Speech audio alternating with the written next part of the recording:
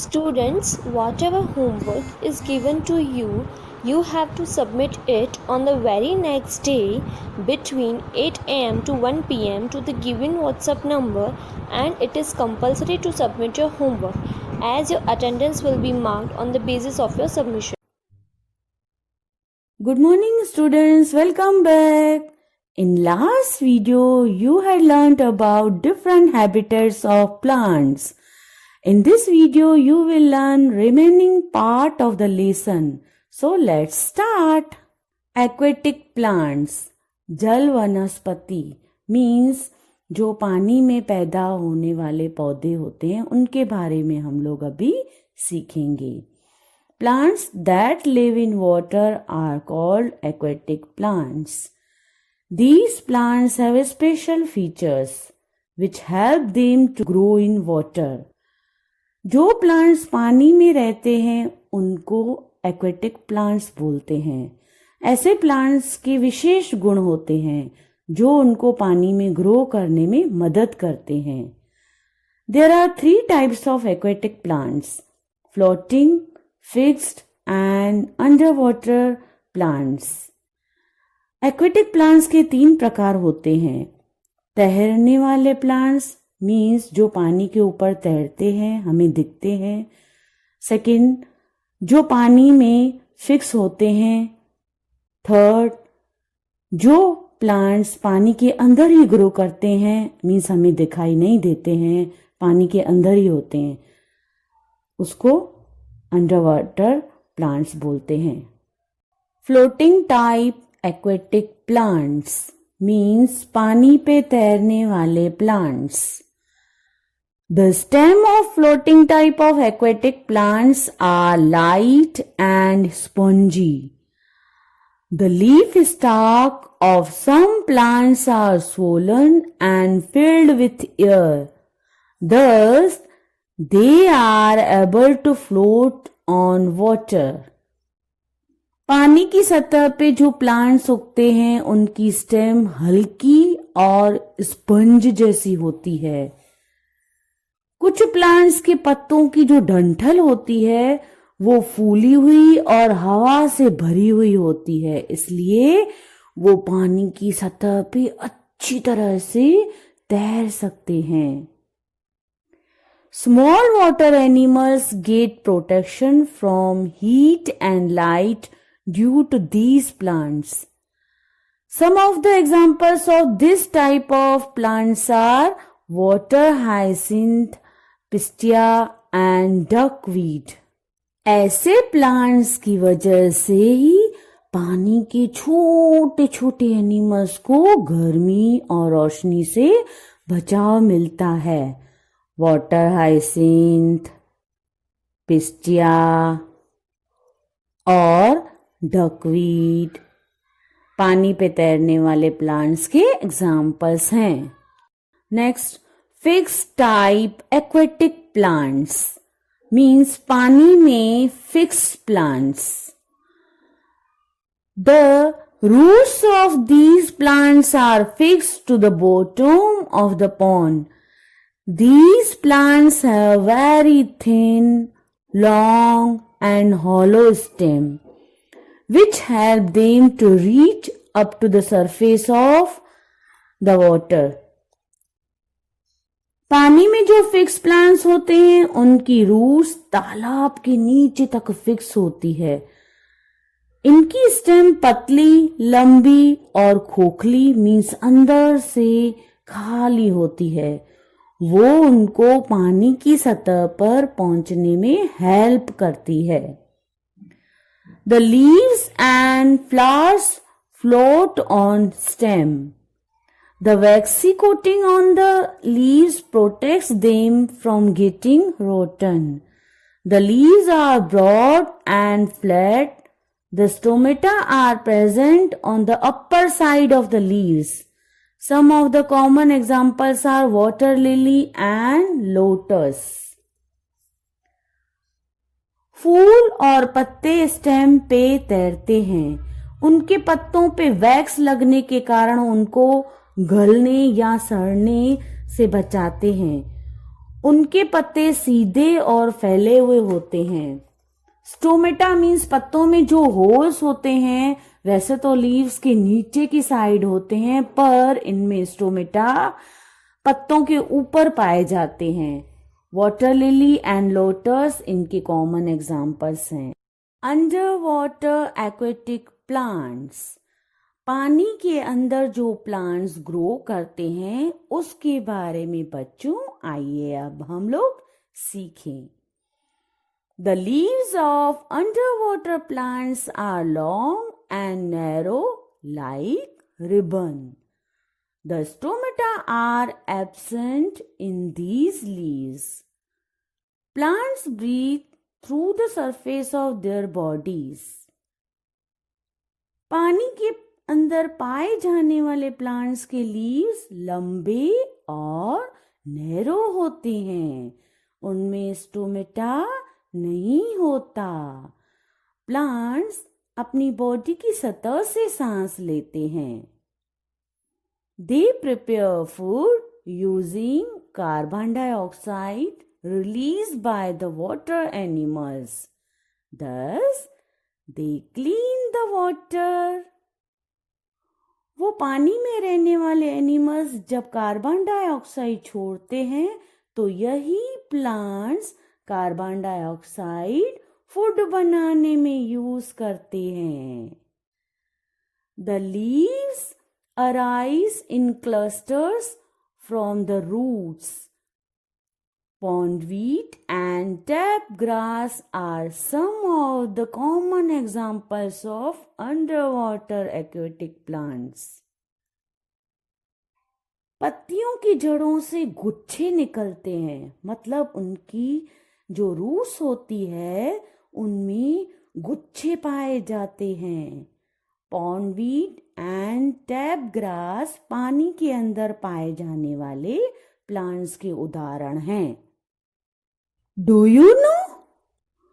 Underwater aquatic plants are always kept in the aquarium because they clean the water. बच्चों, क्या आपको मालूम है एक्वेरियम में अंडर वाटर प्लांट्स क्यों रखे जाते हैं? क्योंकि जब प्लांट्स को खाना बनाना होता है तब मछलियों के द्वारा छोड़ी हुई कार्बन डाइऑक्साइड लेते हैं और ऑक्सीजन छोड़ते हैं। वही ऑक्सीजन मछलियों को सांस लेने में हेल्प करती है। इसी तरह पानी की सफाई भी हो जाती है, इसलिए एक्वेरियम में एक्वेटिक प्लांट्स रखे जाते हैं। Some unusual plants, कुछ असामान्य प्लांट्स मतलब जो सामान्य नहीं होते। Have you ever seen insect eating plants? There are some unusual plants that are carnivores in nature. क्या आपने ऐसे प्लांट्स देखे हैं जो इंसेक्ट्स खाते हों? कुछ असामान्य पौधे प्रकृति में हैं जो मांसाहारी होते हैं। ऐसे प्लांट्स ऐसी जगह पे होते हैं जहां उनको पानी नहीं मिल पाता। पत्तियों की नमी बनाए रखने के लिए वो इंसेक्ट्स को पकड़ के खाते हैं। Some plants such as pitcher plant and Venus flytrap can eat insects. They have big leaves which are modified to catch insects. They are also known as insectivorous plants. Pitcher plants और Venus flytrap insects को खाते हैं।